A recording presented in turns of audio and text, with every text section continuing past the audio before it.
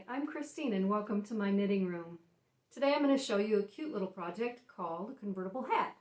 Let's take a look. And here it is.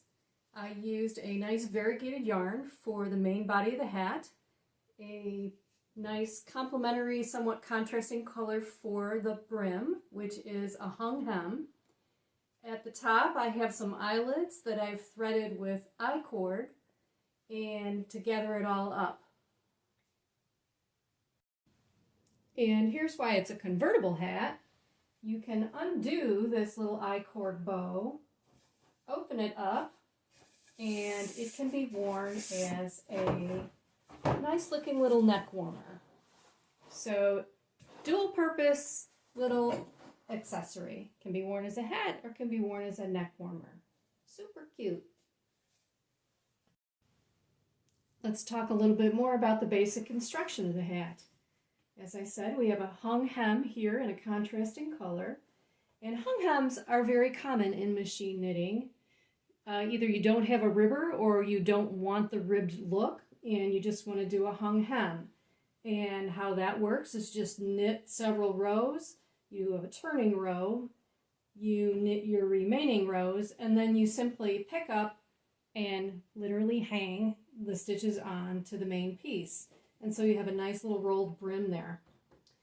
There's a couple of tricks you need to know about this though. Typically, if you just knit it in the same tension of your main hat, it's going to flare outward a little bit. So there's things you can do to compensate for that, and we'll get to that in the actual demonstration. And then I chose the variegated yarn because it's just straight knitting, and variegated yarn, of course, just shows so beautifully in just plain stockinette. The yarn really does just speak for itself. You get to see all those beautiful colors with no busy stitch pattern. And then we do some simple eyelets and a length of I-cord, and then a few more rows, and then you just bind it off. Another little thing I like about this project is that when it is gathered up at the top kind of looks like a little flower. Really cute. So as I mentioned, to avoid that flaring out of your hung hem, there's a little trick you can do, and that involves knitting the hem at a lower tension than the main tension of your project. As well, you want to do it at an even lower tension on what's going to be the inner part of that hem. So in this case, I would be knitting this normally at a tension dial of 7. Same with this, it's going to be at a 7. So when I do my hung hem, I'm going to do my inner part a full number down on the tension dial. I'm going to do the first part at tension 6. I'm going to do a turning row, and then I'm going to do the rest of the rows of the hung hem at 6.5, and then I'm going to switch to 7 for the main yarn. I'm going to do an E-wrap cast on in this case because I'm going to only be hanging every other loop when I go to hang the hem, and it's not very bulky, so it lies nice and flat. Because if this is going to be around your head and around your forehead, you don't want to feel that ridge. So first I'm going to E-wrap cast on my 80 stitches that I'm going to use, and I'm going to leave myself a couple of feet to start with because I'm going to use this to sew up my seam later. Hang a little clothespin on that and E-wrap. If you don't know how to E-wrap, it's really quite simple. You just go in between your first and second needles, you wrap it around counterclockwise, come up between the next needles, you wrap that counterclockwise, and then just keep going. You want to try to be conscious about doing this loosely so that your first pass is not too tight.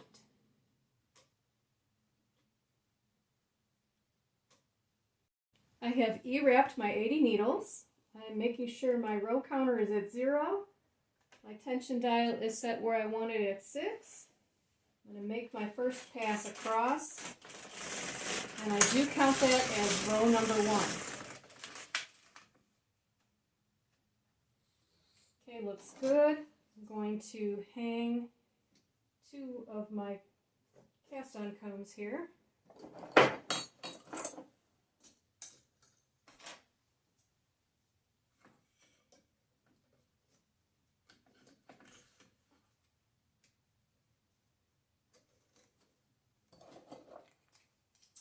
And then I'm going to knit a total of 9 rows, so when I see 9 on the row counter.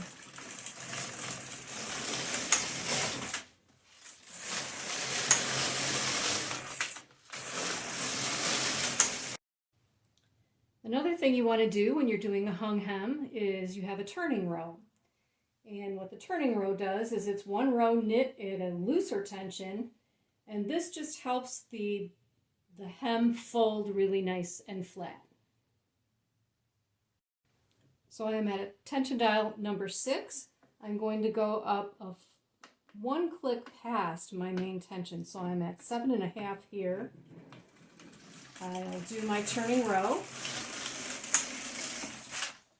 And then I still want the outer part of my brim to be at a little bit tighter of a tension. So I'm going to go down to 6.5.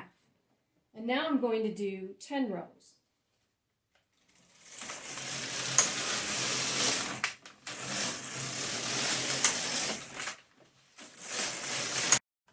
Okay, I'm at row counter 20. And that is my full brim. Now what we're going to do is we're going to actually hang our hung hem. I'm going to remove these weights. And let's see if we can get in a little closer here. Okay, if I turn this part of the hem up, you can see where I E-wrapped each needle. And what I'm going to do is I'm going to go into this first stitch here, first wrap there rather, to put it on the first hook, and then I'm going to skip and do every other one from then on. So this can be a little bit tricky to pick up. You have to kind of roll it with your thumbs to see which was the last one you picked up and which is the one you're going to grab, and then skip it. And then you can pull all of them forward so that they don't accidentally slide off.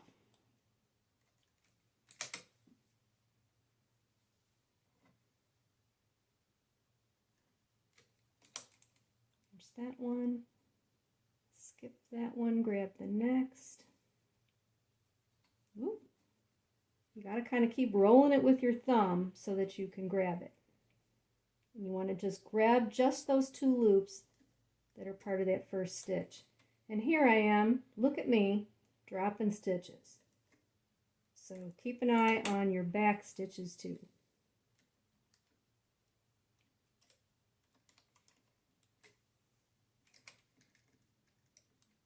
Now that I have a few on here, I'm going to hang a little weight just for some extra security. Okay, skip that one. Grab the next one. And as I said, we're skipping every other one for the sole purpose of just making it a little bit less bulky.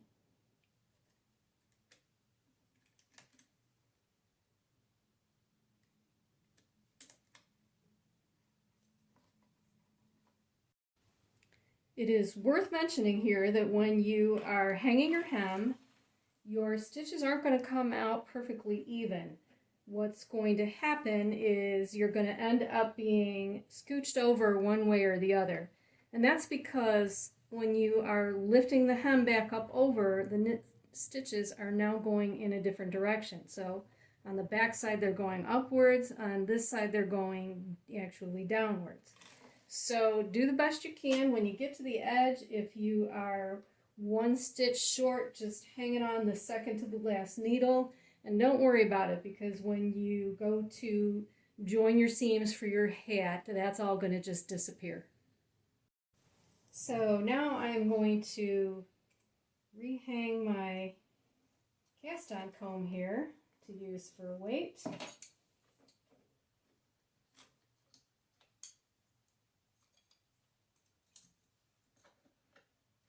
You could just hang small weights all the way across, but I like to use the cast-on comb because it distributes the weight evenly across the yarn. And now because this is so thick, you gotta play with it a little to make sure that it's hanging nicely. And now I'm going to set my row counter back to 0, and here comes the fun part. We're going to change to our beautiful variegated yarn. So I have cut my yarn for my brim and threaded up my new yarn. There's something that I want to show you first in case you don't already know this trick. What you can do is take your end, pull out, well, we already have them pulled out, but I'm going to pull out about 20 stitches or so, and then I'm going to take this end and I'm going to wrap it just over and under every stitch.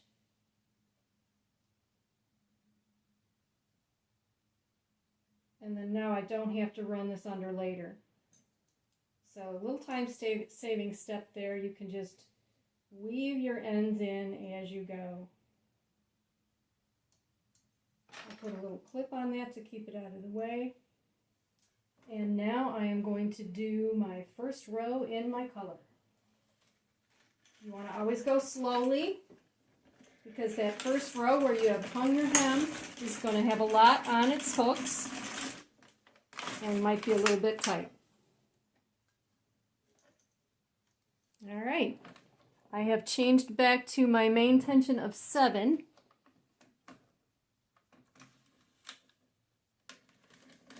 And now I am going to knit 48 rows in my main yarn.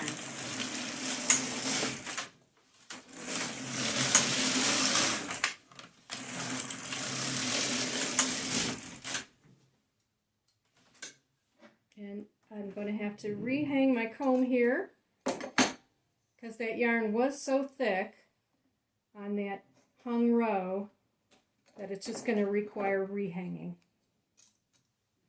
And same with this one.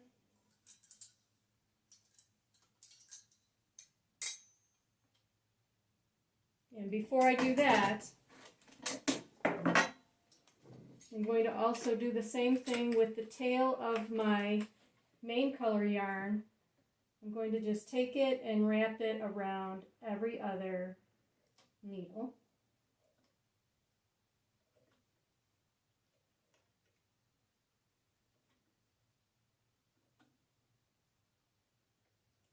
I should have done it after the second row, but never mind. It's all going to be hidden in the seam.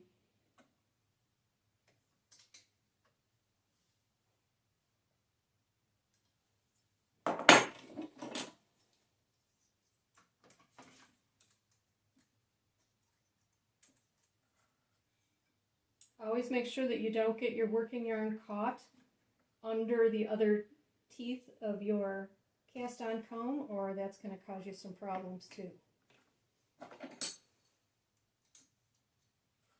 So I'm good to go now. And I'm going to continue to row number 48.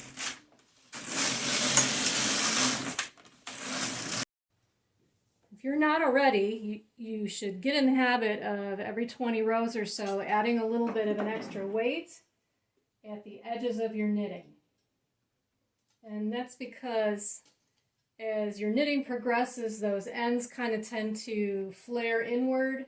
They can be a little bit loose on the edges, and you might accidentally get a tuck stitch, which is not the worst thing in the world, but when you go to seam it up, you're going to notice them, and it's going to be a little tricky. It can leave a little hole. So about every 20 rows should be just fine. Okay, I have 48 rows of my main yarn, and now I'm going to do the eyelet row. So you want to have an even number of eyelets, and you'll want to calculate how many eyelets, depending on what size of a hat you're doing and how many stitches you have on, you're going to need. So in my case, I wanted to have about 10 eyelets. So because I have 80 stitches, I'm going to start with my 4th stitch, and move it over to the next one, leaving that stitch in work because we need it to pick back up. And then I'm going to do every 8th one after that. So 1, 2, 3, 4, 5, 6, 7, 8. 1, 2, 3, 4, 5, 6, 7, 8. 1, 2, 3, 4, 5, 6, 7, 8. And so forth all the way across. So I've transferred those stitches across. I do have 10 eyelets. I'm going to make sure that my eyelet stitches are back into work and knit across. I'm going to give a quick look and see that those have all picked back up. And now I'm going to knit 11 more rows, a total of 12 for this section, or up to row counter 60.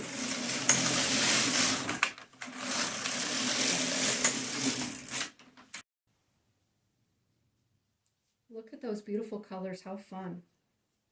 So here you can see my eyelets, and the reason that I staggered the start of my eyelets was so that I would have 10 full eyelets with some selvage in between for my seam. Now at this point you're done with the knitting. What you can do is do the bind off of your choice on the machine, or what I personally like to do is I will take this off the machine at this point onto a circular needle so that I can bind it off by hand. It's just a personal preference. You can do it any way that you like. And I'll just show you real quick what that looks like. I have my circular needle here on a flexible, nice and flexy cord, and I just pull the knitting forward slightly, insert the tip of the needle into the stitch, and then pull it back. So I'm pulling the yarn back behind the latch and then pulling the needle out.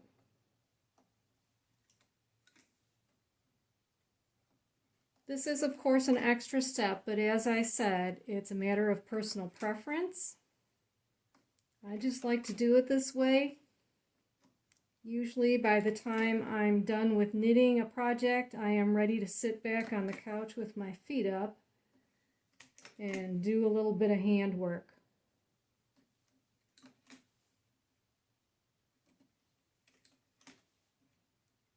The other reason I really like to do it for this project is because what I'm going to end up with is the back side of the yarn facing me, and I'm going to bind off knitwise, so it's going to leave a little garter ridge right at the top, and I just think that's a nice edge just for this particular project. Of course, whatever you're working on is going to have its own requirements and its own personal way of doing it to its best advantage.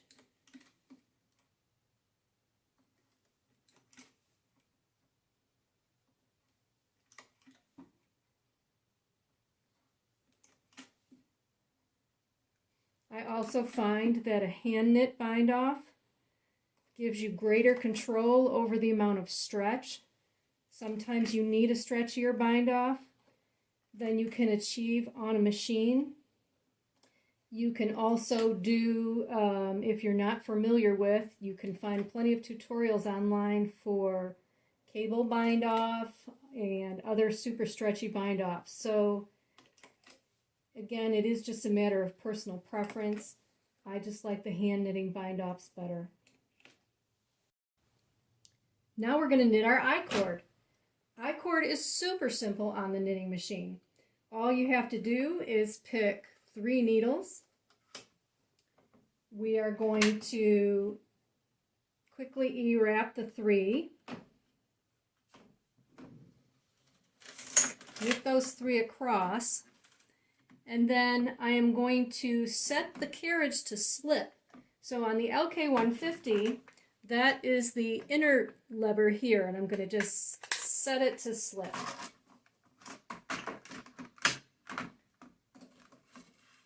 So what's going to happen is it's going to only knit in one direction. It's going to slip back.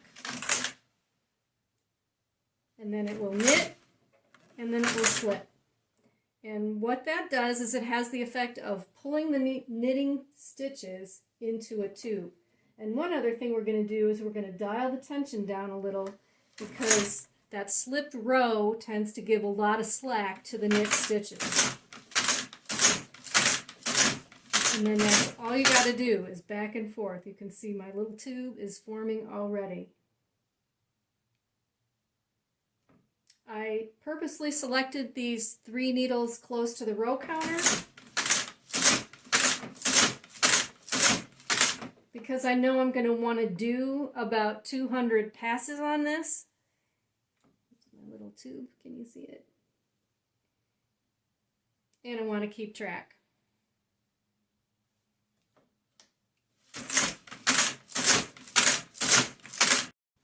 I-cord is super noisy. So now's a good time to pop in the earbuds. So I actually ended up doing 240 passes. Wasn't quite long enough for me, and I wanted to make sure I had enough to tie a bow. But look at all that I-cord I knitted in just a couple of minutes. I often tell my hand knitting friends that if they wanted to buy a knitting machine just for doing I-cord alone, it would be worth it. So time saving. Can you imagine doing all that by hand? To finish the end of your I-cord, it's real simple. Thread up your tapestry needle. Just grab those 3 open loops. Pull them off. Pull your yarn end through, pull it tight, and then you can easily just run your tail up the middle of that I-cord. And then just clip it off. You can do the same with the end that you started from.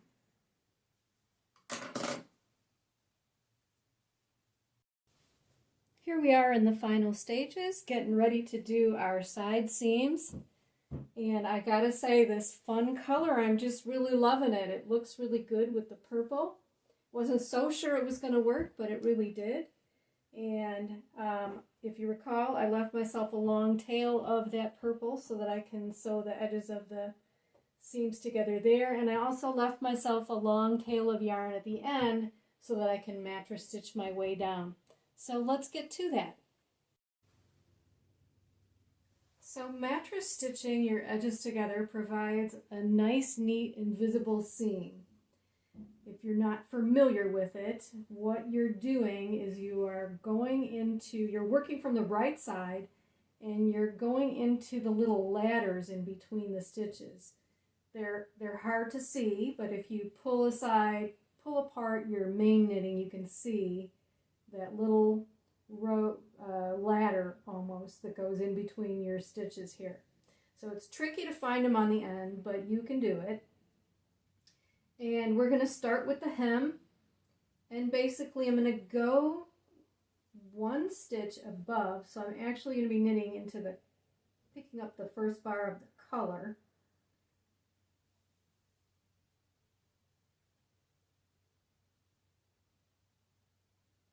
And then I'm going to go across and do the same thing on this side. I'm finding that bar between the stitches. I'm not pulling tight just yet because now I'm going to go into the first rung of the ladder on the purple.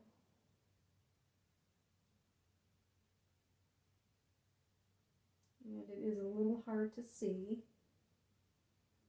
but take your time. And I'm just going back and forth. I hope you can see this clearly. Sorry, I picked a dark color to demonstrate that on. And then when you get a few stitches in, just give those a tug and look how neatly that pulls together. Don't pull it too tight, but you want to pull it so that the stitches from each side snug up against each other.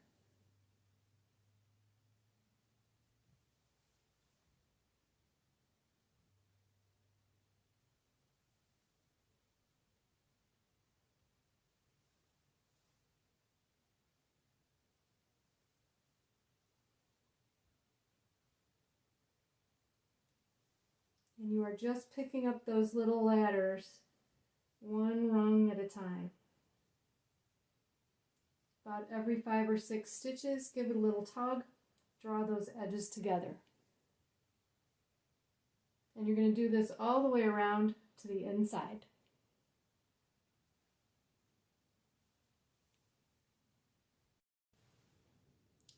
Now I am going to do the same with the main body of the hat.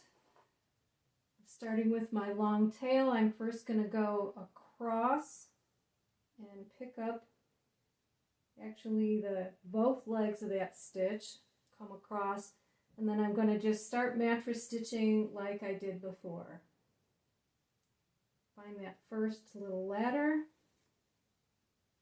and just start going back and forth.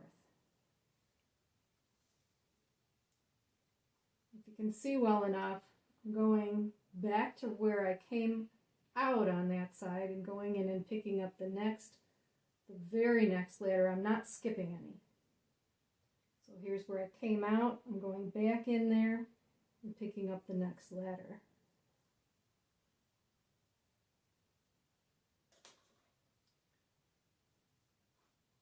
This particular yarn being a little bit on the fuzzy side, I'm snugging up the stitches every couple of stitches, otherwise they tend to pull and not snug up quite nicely.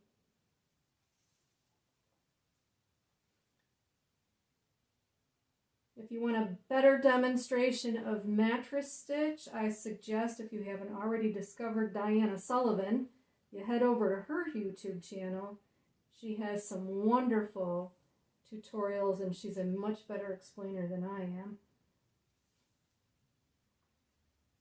And while I'm at it here, I should give credit where credit is due. This idea is not original for me. I found a hand knitting pattern on Ravelry.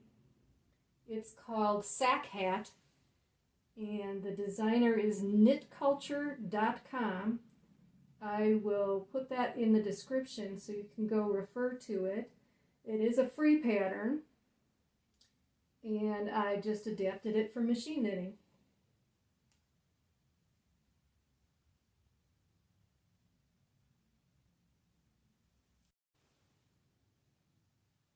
The closer you get to the bottom, the tighter it starts to get, but you can still get in there and pick up that bar.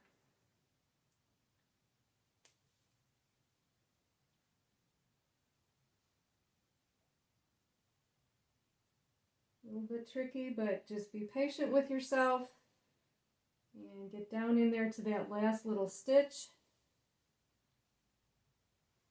And then I will run it through to the other side. And then at this point, I'm going to take my two ends,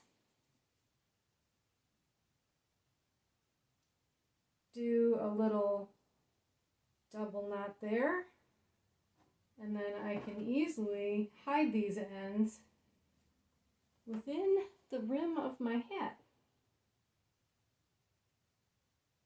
just by poking through. Give it a little clip and it disappears.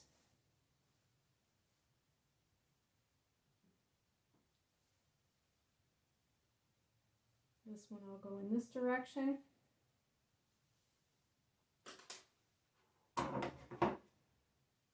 Clip, and look at that, nice neat seam.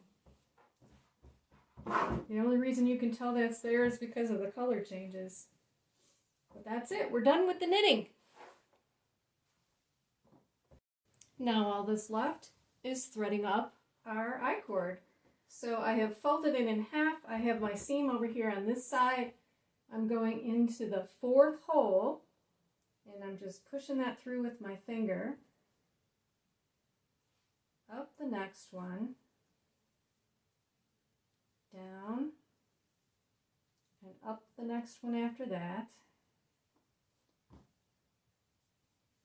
And then we'll do the same with the other side, down, and up, and down, and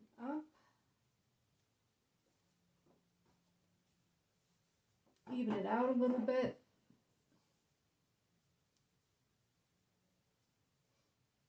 Down and up. And then I can pull that shut. Look at how cute. It's just so darn cute. And the other neat thing about this that makes it such an easy and fun project is there's just no shaping. No crown to shape, no increases, decreases. It's just a fun, quick little project. How cute is that? And here's our finished hat ready to go. You could do this in just about any kind of combination. All the same yarn if you liked, or a contrasting brim like I have.